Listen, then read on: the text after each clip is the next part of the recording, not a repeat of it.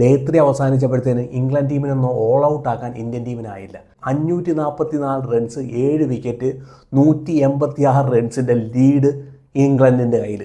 ഇനിയുണ്ട് Ben stock അവിടെ നിൽപ്പുണ്ട്, ഡ്യൂസൻ അവിടെ നിൽപ്പുണ്ട്. 7 വിക്കറ്റേ പോയിട്ടുള്ളൂ. നോക്കുവാണെങ്കിൽ ഇനി ബേരങ്കാസ് വരാൻ നിൽപ്പുണ്ട്. അവരുടെ ബെൻ സ്റ്റോക്ക് അവിടെ നിൽപ്പുണ്ട്, അവരുടെ ക്യാപ്റ്റൻ. 2 വർഷമായി ഒരു 100 എടുത്തിട്ട്. എനിക്ക് തോന്നുന്നു ആ 100ൻ്റെ ആ ക്ഷീണം ഈ കളിയോടെ മാറ്റും. നാളെ മിക്കവാറും ഒരു 1 അവറിനകത്ത് ബെൻ സ്റ്റോക്കിന്റെ 100 മിക്കവാറും നമുക്ക് കാണാൻ കഴിയും. ഒരു ഫോമും ഇല്ലായിരുന്ന ബെൻ സ്റ്റോക്കിനെ കഴിഞ്ഞ കളിയിൽ ലോർഡ്സിൽ എനർജി കൊടുക്കുന്നു ശുഭ്മാൻ ഗില്ല്. ബെൻ സ്റ്റോക്കിന്റെ ടീമിനെ ചൊറിയാൻ പോയി, അവൻ എനർജി എടുത്തു, അവൻ വന്നുകൊണ്ട് 5 വിക്കറ്റ് നേട്ടം കരസ്ഥമാക്കുന്നു. ഈ സീരീസിൽ ഇതുവരെ ഒരു 50 കരസ്ഥമാക്കിയിട്ടില്ലായിരുന്നു ബെൻ സ്റ്റോക്ക്. ഈ സീരീസിൽ എല്ലാം 30, 35, 40 റൺസൊക്കെ എടുത്തു. വരുന്നു ഈ സീരീസിൽ 50 എടുക്കുന്നു, 5 വിക്കറ്റ് നേട്ടം കരസ്ഥമാക്കുന്നു. ഇന്ത്യയെ തേച്ചൊട്ടിച്ചൊരു മൂല വെച്ചു ബെൻ സ്റ്റോക്ക്. എല്ലാവരും പറയുമായിരുന്നു, കളിയാക്കിക്കൊണ്ടിരിക്കുകയായിരുന്നു, റിട്ടയർമെന്റ്. ആഷിസോടെ ബെൻ സ്റ്റോക്കിന്റെ കാര്യം കലാ. സ്വന്തം ടീമിനെ എടുത്ത് ഷോൾഡറിനകത്ത് വെക്കുന്നു. അതുപോലത്തെ സൂപ്പർ പെർഫോമൻസ് കാഴ്ചവെക്കുന്നു ബെൻ സ്റ്റോക്ക്. ഇപ്പോഴവിടെ നിൽപ്പുണ്ട്, കാലം വയ്യ, ഔട്ടായില്ല, നാളെ വരും. മിക്കവാറും ഒരു 250 റൺസ് ഇന്ത്യയുടെ മേലോട്ട് വെച്ച് കൊടുക്കാനായിരിക്കും നോക്കുന്നത്. ബോൾ ചെയ്യാൻ അവർക്ക് താല്പര്യമില്ല. ഇന്നിങ്സിൽ ഇന്ത്യയെ തോൽപ്പിക്കുക, അതായിരിക്കും ലക്ഷ്യം. എന്താ ശുഭ്മാൻ ഗില്ലെ, എന്താ ഗൗതം ഗംഭീറെ, ജയിക്കാൻ കഴിയുമോ? എന്താ ഇവിടുന്ന് തോൽവി ഒഴിവാക്കാൻ കഴിയുമോ? ഡ്രോ ആക്കാൻ കഴിയുമോ? ഒന്നും വേണ്ട. ഇന്നിങ്സിന്റെ തോൽവി ഒഴിവാക്കാൻ കഴിയുമോ? അത് മാത്രമേ ജിജിയോടും ശുഭ്മാൻ ഗില്ലിനോട് ചോദിക്കാനുള്ളൂ. പ്രത്യേകിച്ച് ജിജിയോട്, ഗൗതം ഗംഭീറിനോട്. എന്താ കാഴ്ചവെച്ചത്? 2015 ശേഷം ആദ്യമായിട്ടാണ് ഇന്ത്യ സേനാ കൺട്രിയിൽ പോയിട്ട് 500 റൺസ് വഴങ്ങുന്നത്. 2015 ശേഷം ദാ വരുന്നു ഇന്ത്യ സേനാ കൺട്രിയിൽ പോയി 500 റൺസ് വഴങ്ങുന്നു. ക്രെഡിറ്റ് ശുഭ്മാൻ ഗില്ലിന്, ക്രെഡിറ്റ് ഗൗതം ഗംഭീറിന്. ഈ കളി ഡ്രോ ആക്കാൻ കഴിയുമോ? 8 വരെ ബാറ്റിംഗ് എടുത്തിട്ടുണ്ടല്ലോ. ഷാർദുൽ താക്കൂറിന്റെ ബാറ്റിംഗിൽ എടുത്തിട്ടുണ്ട്. ബോളിംഗ് പെർഫോമൻസ് എന്താണ്? വിക്കറ്റ് ഉണ്ടോ ഷാർദുൽ താക്കൂറിന്? എത്ര ഓവർ കൊടുത്ത്? ഷാർദുൽ താക്കൂർ വന്ന് ജയിപ്പിക്കുമായിരിക്കും അല്ലേ? ഇന്ത്യയുടെ ഓൾറൗണ്ടർമാർ 3 പേരുണ്ടല്ലോ, അവർ വന്ന് ജയിപ്പിക്കുമായിരിക്കും അല്ലേ? ഒരു വലിയ സ്കോർ. അവർ 500 എടുത്തെങ്കിൽ നമുക്ക് 500 എടുക്കാം. എന്തുകൊണ്ട് 500 എടുക്കാൻ പറ്റത്തില്ല? ഓലിക്കൊപ്പം റൂട്ടും കൂടെ ചേർന്ന് 141 റൺസിന്റെ പാർട്ണർഷിപ്പ് ഉണ്ടാക്കിയെങ്കിൽ നിങ്ങൾക്ക് ഉണ്ടാക്കിക്കൂടെ? ബെൻ സ്റ്റോക്കും റൂട്ടും കൂടെ ചേർന്ന് 142 റൺസിന്റെ പാർട്ണർഷിപ്പ് ഉണ്ടാക്കിയെങ്കിൽ ഗില്ലിനും ആ പാർട്ണർഷിപ്പ് ഉണ്ടാക്കിക്കൂടെ? ആരെങ്കിലും കൂടെ ചേർന്ന്, രവീന്ദ്ര ജഡേജയുടെ കൂടെ ചേർന്നോ, ഷാർദുൽ താക്കൂറിനോട് ചേർന്നോ ആ ഒരു പാർട്ണർഷിപ്പ് ഉണ്ടാക്കണം.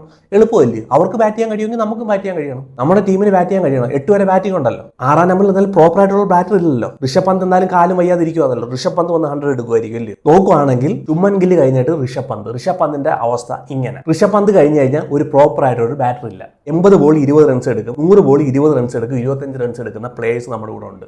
അവരെല്ലാം കൂടെ വെച്ച് ഗൗതം ഗംഭീർ കളി ജയിപ്പിക്കുമായിരിക്കും അല്ലേ? ഇംഗ്ലണ്ടിന്റെ വിക്കറ്റ് എടുക്കാൻ നമുക്ക് കഴിഞ്ഞല്ലോ. നമ്മൾ നിരങ്ങി തൂങ്ങി 358 റൺസ് എടുത്തു 1.5 ദിവസം കൊണ്ട്. 1.5 ദിവസം കഴിഞ്ഞാൽ അടുത്ത ദിവസം അവർ ബാറ്റ് ചെയ്യാൻ വരുമോ? നാളെയും ഇംഗ്ലണ്ട് ബാറ്റ് ചെയ്യും. മിക്കവാറും ഒരു ഫസ്റ്റ് സെഷൻ മൊത്തം നാളെ അവർ ബാറ്റ് ചെയ്യാനുള്ള എല്ലാ ചാൻസും ഉണ്ട്. എത്ര മാക്സിമം സ്കോർ എടുക്കാൻ പറ്റും അത്രയും മാക്സിമം അവർ സ്കോർ എടുക്കും.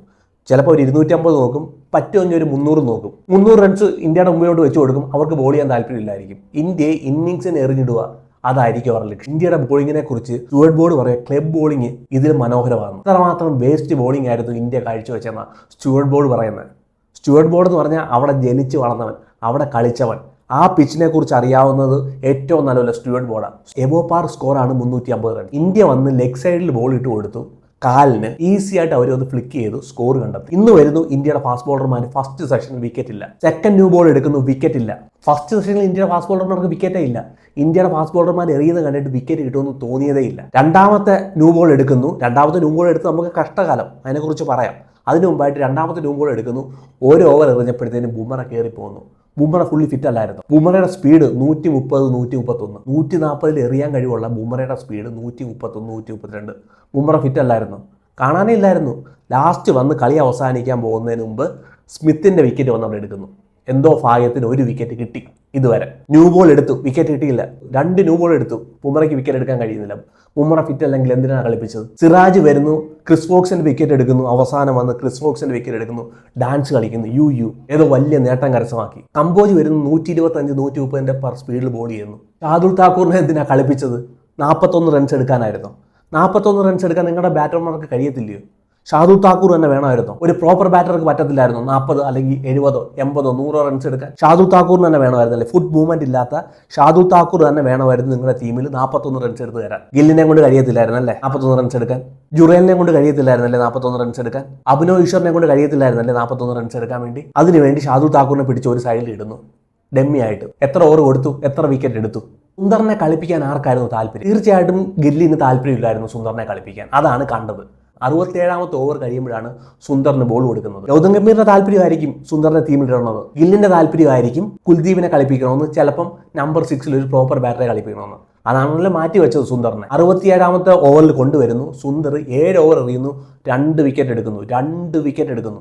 ഹാരി ബ്രോക്ക് സെറ്റായിട്ട് അവിടെ നിന്ന ഓലി പോപ്പിന്റെ വിക്കറ്റ് എടുക്കുന്നു. ഇന്നലെ മൊത്തം ഒളിപ്പിച്ച് വെച്ചേക്കുമായിരുന്നു. ഗില്ലിന് ഇഷ്ടമല്ലായിരുന്നു, അതുകൊണ്ട് ഒളിപ്പിച്ച് വെച്ചു.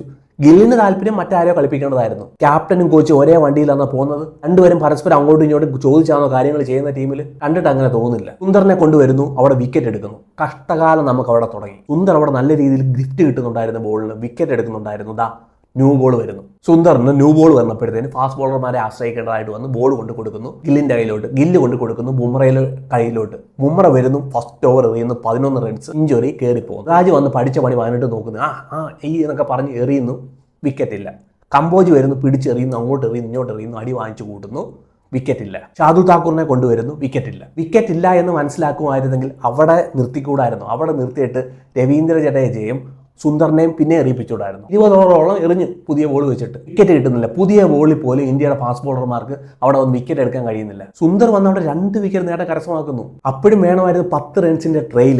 നമുക്ക് ലക്കില്ലല്ലോ, നമുക്കൊന്നും ടോസ് കിട്ടത്തില്ല. നമുക്ക് കണ്ടീഷൻ എതിരായിരിക്കും. നമ്മൾ കളിക്കുമ്പോഴത്തേന് ഓവർകാസ്റ്റ് കണ്ടീഷൻ, നമ്മൾ ബോൾ ചെയ്യുമ്പോഴത്തേന് സണ്ണി. നമ്മുടെ ടീമിലുള്ള ബോളർമാർക്കെല്ലാം ഇഞ്ചുറി. ആകാശ് ദീപിന് ഇഞ്ചുറി, അർഷ്ദീപ് സിംഗിന് ഇഞ്ചുറി, ബുംറയ്ക്ക് ഇഞ്ചുറി, സിറാജിന് ഇഞ്ചുറി. ഇവരെല്ലാം ഇഞ്ചുറി വെച്ചുകൊണ്ടാണ് കളിക്കുന്നത്. ഈ ഒരു ടീം എങ്ങനെ സെക്കൻഡ് ഇന്നിങ്സിൽ സെക്കൻഡ് ഇന്നിങ്സ് എനിക്ക് തോന്നുന്നില്ല ഇന്ത്യക്ക് ബോൾ ചെയ്യാൻ പറ്റുമെന്ന്. ഇംഗ്ലണ്ടിന് ബാറ്റ് ചെയ്യേണ്ടതായിട്ടും വരത്തില്ല. അങ്ങനെയാണ് എനിക്ക് തോന്നുന്നത് കളി കണ്ടിട്ട്. ഈ ഒരു ടീമിനെ വെച്ചുകൊണ്ട് എന്താ കാഴ്ച വെക്കാൻ പോകുന്നത്? എന്തോ ടീം സെലക്ഷനാണ് ചെയ്ത് വെച്ചിരുന്നത്. ശുഭ്മൻ ഗില്ലിന്റെ ക്യാപ്റ്റൻസി നോക്കുവാണെങ്കിൽ 2 റിവ്യൂ കൊണ്ട് കളയുന്നു. 2 റിവ്യൂ. ക്യാപ്റ്റന് ബോധമില്ലേ? ബോളർമാർ പറയുക, സിറാജ് പറയുക ഔട്ടെന്ന് പറയുക, സിറാജിന്റെ കൂടെ പോകും. അവിടെ കെ രാഹുൽ പറയുകയാണ് ഇമ്പാക്ട് മിസ്സിംഗ് ആണ്, കേൾക്കുന്നില്ല. ബോളർമാരെ നോക്കിയിട്ട് ബോളർമാർ പറയുന്നത് കേട്ടിട്ട് റിവ്യൂ എടുക്കുന്നു. 2 റിവ്യൂ കൊണ്ട് കളയുന്നു. ഇന്ന് രാവിലെ റൺ ഔട്ട് ചാൻസ് ഉണ്ടായിരുന്നു, കൊണ്ട് കളയുന്നു. ജുറയിൽ ഒരു ക്യാച്ച് കൊണ്ട് കളയുന്നു. ഓലി പോപ്പിന് 48 റൺസ് കിട്ടിയതാ. നിർണായകമായൊരു വിക്കറ്റ്. ഈ പറഞ്ഞ ക്ലോസ് സ്റ്റമ്പ് കൊണ്ടുവരുന്നു. അവിടെ വെച്ച് ഒരു ചാൻസ് കിട്ടുന്നു. ഈ പാടായിട്ടുള്ള ചാൻസാണ്, പക്ഷേ എന്തുകൊണ്ടും എടുക്കേണ്ടതായിരുന്നു, അവിടെ കൊണ്ട് കളയുന്നു. ഒരു രീതിയിലും എഡ്ജ്ബാസ്റ്റനിൽ ഇന്ത്യ ജയിച്ചത് ലോർഡ്സിൽ അത്രമാത്രം ഫൈറ്റ് ചെയ്ത ഒരു ടീമാണെന്ന് ഇന്നത്തെ പെർഫോമൻസ് കണ്ടിട്ട് തോന്നിയതേ ഇല്ല. ഇന്നത്തെ അല്ല, ഇന്ത്യയുടെ ഇന്നത്തെ പെർഫോമൻസ് കാണുമ്പോഴും അത്രയ്ക്ക് മോശം പെർഫോമൻസ് കാഴ്ചവെക്കുന്നു. അത്രയ്ക്ക് മോശം. നാളെ മേ ബി ഒരു 250 റൺസ് ഇംഗ്ലണ്ട് ഓൾ ഔട്ട് ആവാതിരിക്കാം, മേ ബി, എനിക്കറിയില്ല. അത് കഴിഞ്ഞാൽ ഈ സ്കോർ എടുക്കാൻ പറ്റുമോ? ഇന്നിങ്സ് തോൽവി ഒഴിവാക്കാൻ പറ്റുമോ? നോക്കുവാണെങ്കിൽ 2 എൻഡിലൂടെ ബോളിംഗ് ചെയ്യുന്ന 2 എൻഡിലൂടെ, ഒരു എൻഡിലൂടെ ലോ ബൗൺസ്, ലോ ക്യാരി, ഒരു എൻഡിലൂടെ അൺഈവൻ ബൗൺസ് വരുന്നു. റഫായിട്ടുള്ള ഏരിയകൾ ക്രിയേറ്റ് ആയിട്ട് വരുന്നുണ്ട്. ലൂസൺ എനിക്ക് തോന്നുന്നു ബഷീറിനെക്കായിട്ട് നല്ലൊരു ബോളർ ആയിരിക്കും, സ്പിന്നർ. ഇന്നിങ്സ് തോൽവിയെങ്കിലും ഇന്ത്യക്ക് ഒഴിവാക്കാൻ പറ്റുമോ, അതോ ഡ്രോ ആക്കാൻ പറ്റുമോ?